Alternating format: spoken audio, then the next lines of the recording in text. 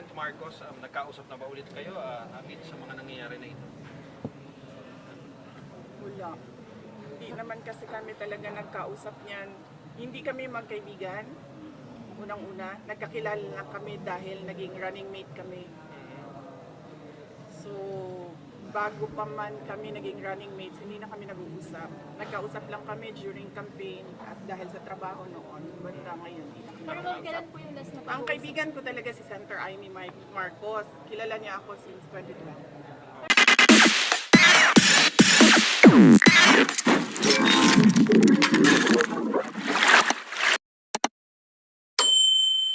You mentioned about another political attack po ito ng Kamara po sa inyo at sa inyong opisina? Yes, nabanggit ko kanina sa statement ko no na kapareho lang ito nung nangyari noong nakaraang taon. Nung nakaraang taon nagdrama ay confidential funds. Ngayon naman ngayong taon naman ito na namang sa Committee on Good Governance. Ma'am, you did not take an oath po during your the intro kanina? Yes, rightly so. Kasi nagpadala sila ng rules at pinag-aralan ko yung rules nila. Nakalagay doon sa rules nila na witnesses lang yung mag-o-oath. Paulit-ulit na sinabi kanina na resource person ako. So sabi ko, bakit naman ako mag-o-oath na resource person ang sinabi sa akin? Malaki po ang pinagkaiba ng witness at resource person. Ma'am, may nabanggit kayong impeachment. Sabi niya ma'am, prelude na to sa Oh, impeachment. yeah. Very obvious. Very obvious yung kanilang ginagawa na nagpa-practice sila o anong gagawin nila para sa impeachment. Efforts will prosper po? Hindi ko masabi yan. Hindi ko masabi yan na kung mag-prosper or hindi. Pag nandyan na, sasagutin natin, then iwan na natin sa Congress.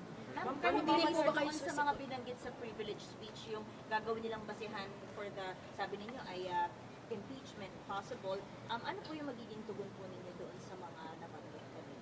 Antayin natin yung articles of impeachment. Doon tayo magbabase kung ano yung isasagot natin dahil hindi naman natin alam kung ano talaga yung final na isusulat nila. Nagte-testing sila ngayon kung ano yung gagawin nila. But how do you say, ma'am, na testing po ito for impeachment? Oo. Paano niyo po nasabi po? Kasi nagsabi na siya kanina, diba? Determination of malfeasance, non-feasance, misfeasance. So, ibig sabihin, merong ginawang mali. And you say, and that for you? Bakit pumarap kayo sa mga congressman kahit alam nyo na kayo mismo yung iimbestigahan dito sa pagdinig? Opo, nakatanggap ako ng invitation mula sa kanila para sa pagdinig ngayong umaga na ito. At marami sa mga opisyal ng Office of the Vice President nakatanggap din ng invitation. And lahat sila, ako yung pinadala nila na authorized representative nila. Kaya nandito ako. Bakit hindi kayo nagdalawang isip na hindi lumalo? Kasi no second budget committee hearing, hindi po kayo. Para matapos na kaagad, para masabi ko na kung ano yung posisyon ko at ma-lodge na kaagad dyan na nag-attend ang Office of the Vice President. Ma'am, sakaling ipatawag ulit kayo. 700 million na budget for 2025 na pinopose ng House. Yes sir. Kung ano man yung budget na lalabas sa GAA, yun yung gagamitin ng Office of the Vice President. Dadalo po kayo sa September 23 plenary debates ng budget niyo po ng House?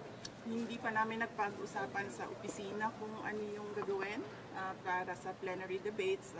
But we will let you know kung nandoon kami. Ma'am, nag-coordinate po ba kayo kay Kong Agyo? Na budget sponsor? Sumulat siya sa aming opisina at sinagot ko siya. Sabi ko, nagsubmit na kami lahat ng documents na kinakailangan nila at iniiwan na namin to the pleasure of Congressman Martin Romualdez ang budget. Ma'am, nung opening po nung plenary debate, sinabi po ni Martin Romualdez, ni Speaker po, na hindi daw ito tolerate ng House ang hypocrisy and Huwag daw magturo ng kamay. wag daw magturo ng kamay, ng mga daliri, kamay. misuse of funds. Yun yung ginagawa nila ngayon di ba? Nagtuturo sila ng daliri nila, ilang daliri yung nandyan sa loob ngayon na ginawa ko daw. Ma'am, kung hindi kayo matatakbo ng 2028, tatakbo kayo ng 2025? Sandali, sir. Ang layo ng 2034. 25.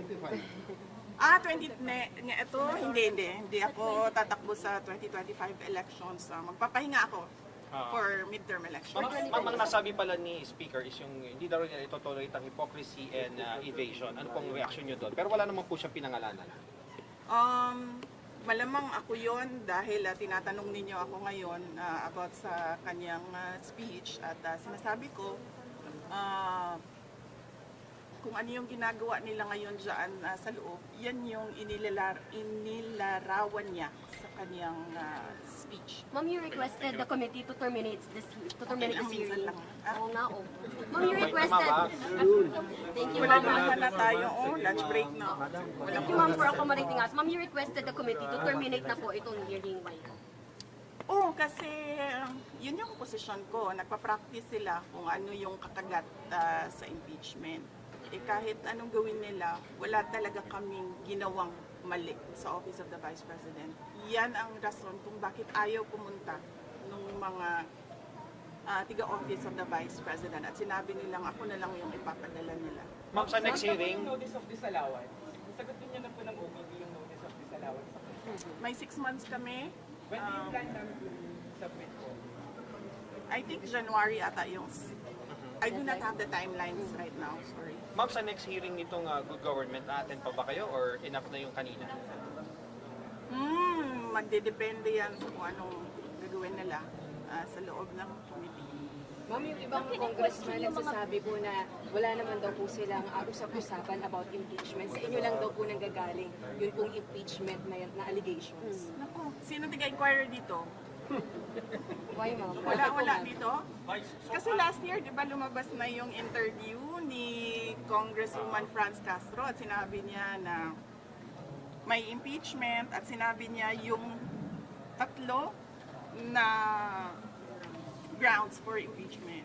Last year pa yun, ma'am. Ma'am, I'm from Inquirer, pero clarify din po ni Congresswoman Franz na hindi raw involved yung leadership.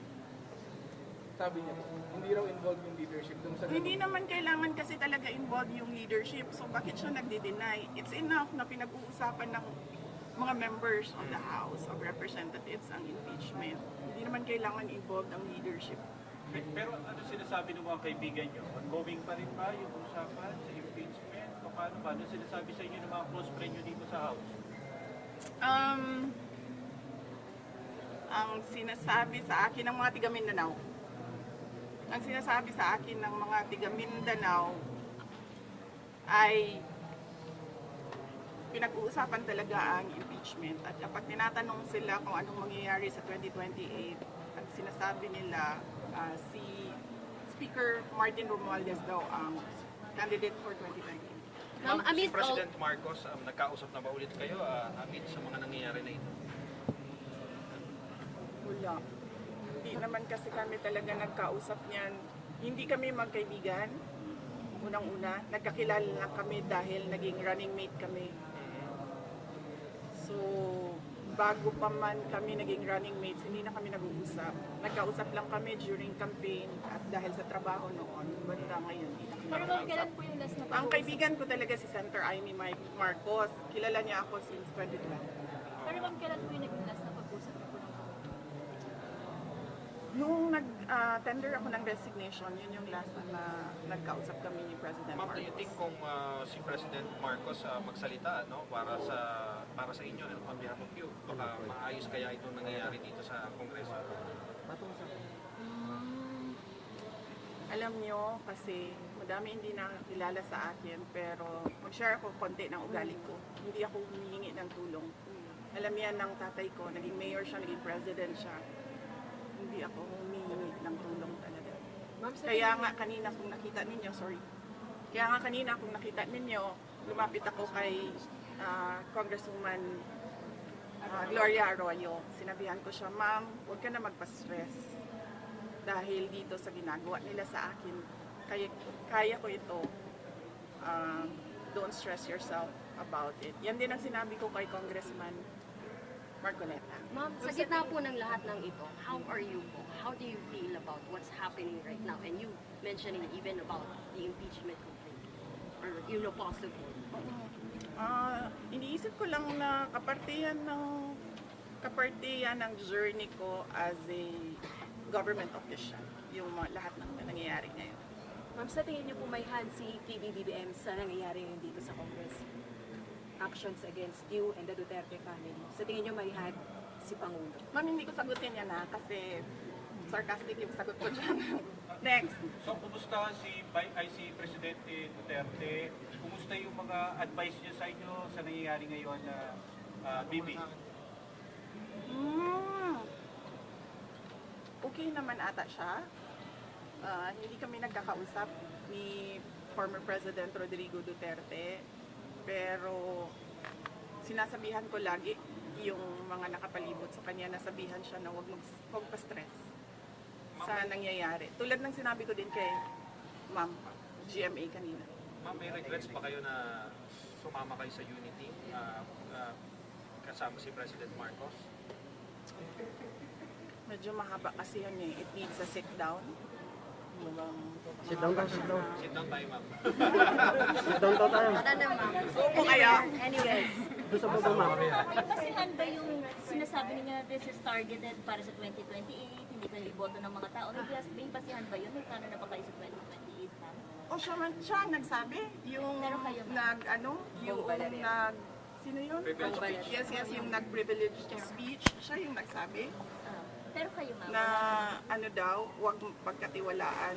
Yan ba yung gusto or nag-aambisyon mag-presidente? Siya yung nagsabi. Pero kayo, ma'am, wala Pero kayo ba, tatakbo ba kayo 2028? Noong 2019, tinanong ninyo ako kung tatakbo ako sa... Noong 2017, tinanong ninyo ako kung tatakbo ako sa 2019. Tama ba yun? Noong 2019, tinanong ninyo ako kung tatakbo ako sa 2022 at sinabi ko na mag-a-announce ako kung tatakbo ako or hindi January 2021. Sinabi ko magsasagot ako January 2021. Ngayon? Sa ngayon, this very minute, magsasabi ako kung tatakbo ako sa fourth quarter ng 2026. 2026.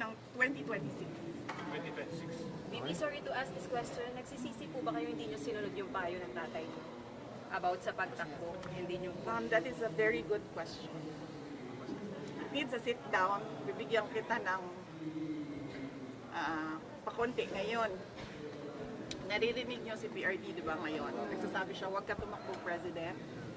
Ngayon, sinasabi niya, yan din ang sinabi niya noong 2021.